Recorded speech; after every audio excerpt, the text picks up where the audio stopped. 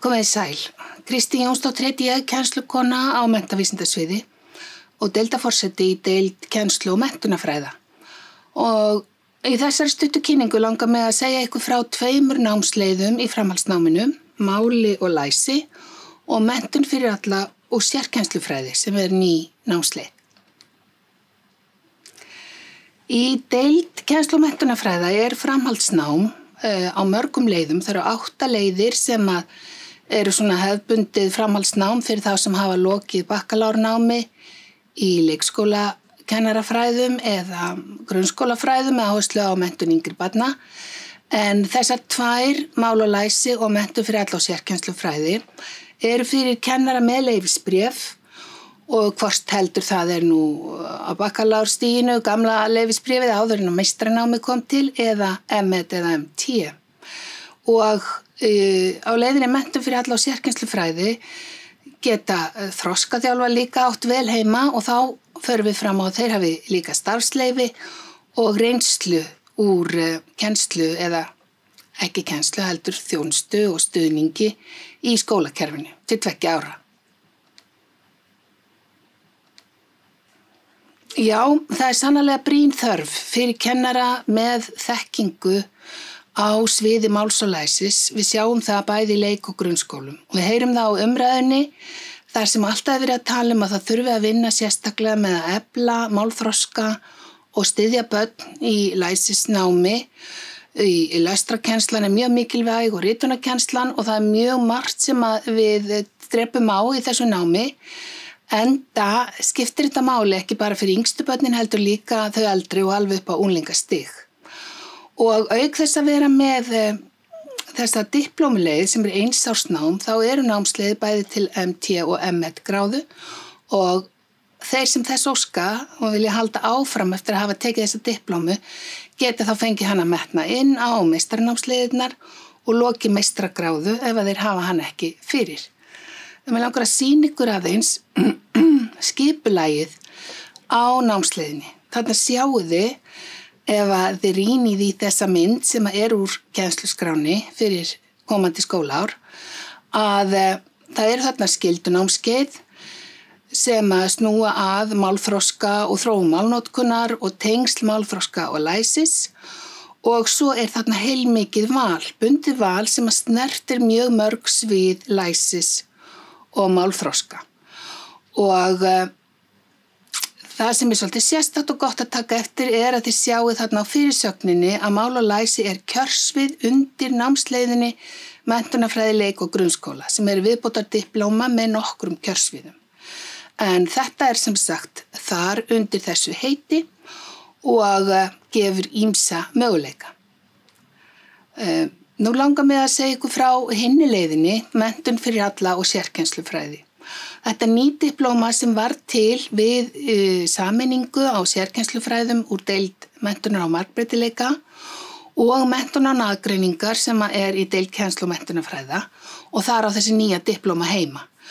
Og þetta 1 árs nám, 60 eininga nám sem hægt að taka á 1 ári eða tegja á ef það betra. Og síðar verður hægt að fá þessa diplómu metna inn í meistaranám í menntun fyrir alla sem við gerum ráð fyrir að hefjist ári síðar.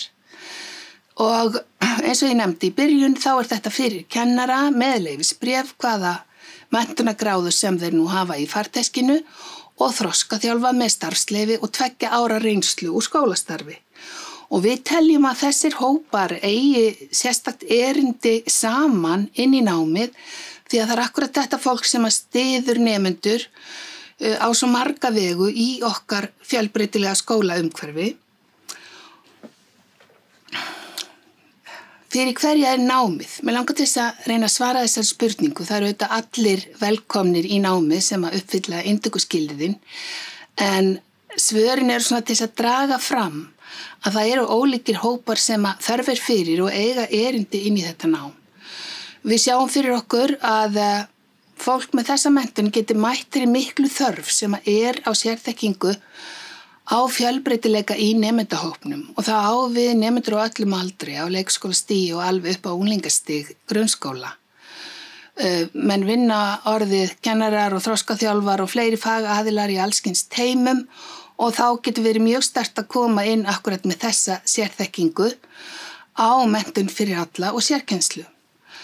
Í öðru lagi þá viljum við mennta ráðgjafa til að starfa innan skóla og annara menntastofnana í kerfinu.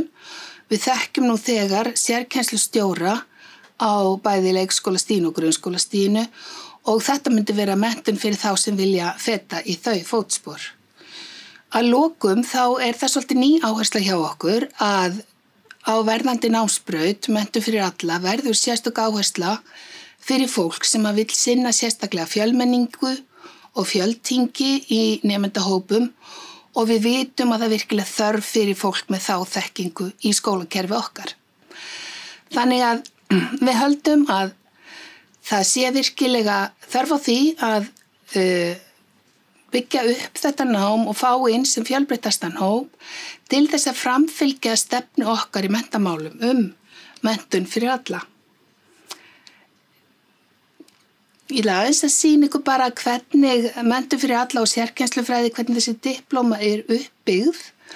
Þetta kjörsvið á námsleiðinni menntunarfræði, leik og grunnskóla viðbótardiplóma í augnablikinu og mun síðan falla undir nýja námsleið menntun fyrir alla. Og þarna sjáum við líka að það heilmikil breidd í diplómunni þó að þetta sé 60 eininga nám. Það þarna skyldunámskeið kennslu í margbreytilegum nemendahópi, þar sem að sérstaklega fjallað kennsluaðferðir og hvernig maður mæta börnum í þessu hefðbundna skólaumhverfi sem að alls konar.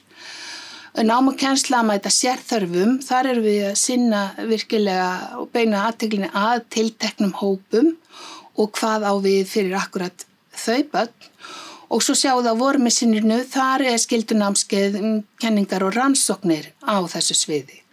Það eru sem sagt 30 einingar í skyldunámskeiðum og síðan bundið val á báðum misserum, þar sem við komum inn á leiðtogana, inn á stærðfræðiörðuleika, barnavernd, einhverfu og að vorinu fyrir þá sem vilja beina athyglinni að íslensku sem öðru máli, eða trúarbrögðum og lífsgildum, eða að skoða nemendum með sérþarfir í framhaldsskólum, en það svolítið nýtt hjá okkur að reyna að draga þann hóp inn. Og að lokum langar með að taka fram að kennsluhættir á menntavísindasviði hafa þróast gríðarlega mikið. Við höfum auðvitað lengi verið með fjarnám, að núna eftir COVID-ið þá sjáum við hvernig staðnám og fjarnám blandast vel saman og á þessum leiðum menntun fyrir alla og sérkennsla annars vegar og mál og læsi hins vegar á meistrastiginu, þá gerum við ráð fyrir nokkurs konar fjarnámi með staðlótum og með rauntíma þáttöku. Þá á Zoom eða Teams eða einhverju sambærilegu, reglubundnu samstarfi og námi nemenda í nemendahópum og við notum námsumhverfið Canvas sem háskólinn hefur tekið upp og reynst gríðarlega vel. Og við leggjum áherslu á góð tengsl við vettvang og vitum sem að nemendur í mál og læsi og menntun án aðgreiningar og sérkennslu hingað til hafa einmitt tengt verkefni sín mjög vel við akkurat sinn starfsvettvang eða nýjan vettvang í skólakerfinu. Þannig ég vona að ykkur lítist á það og á kennsluhættina hjá okkur og bendi á að það eru þó nokkuð af upplýsingum að finna inn á síðu menntavísindasviðs og svo tekið fram þarna einu sinni hvað námsleiðin heitir vegna þess að þessi svið, þessar diplómur, mál og læsi og menntun fyrir alla og sérkennslufræði eru svolítið faldar í kennsluskrá. En það gott að geta fundið þær með því að leita eftir akkurat heitunum undir námsleiðinni. Og já, ég hvet ykkur bara til að sækja umsóknarfrestur til 5. júní og það velkomið að leita upplýsinga hjá okkur í deild kennslu og menntunarfræði, hafa samband við deildarstjóra eða einhver af kennarunum og forvitnast frekar þetta áhugaverða nám. Og að lokum vekja athygli á 2 síðum þarna og bið ykkur vel að lifa.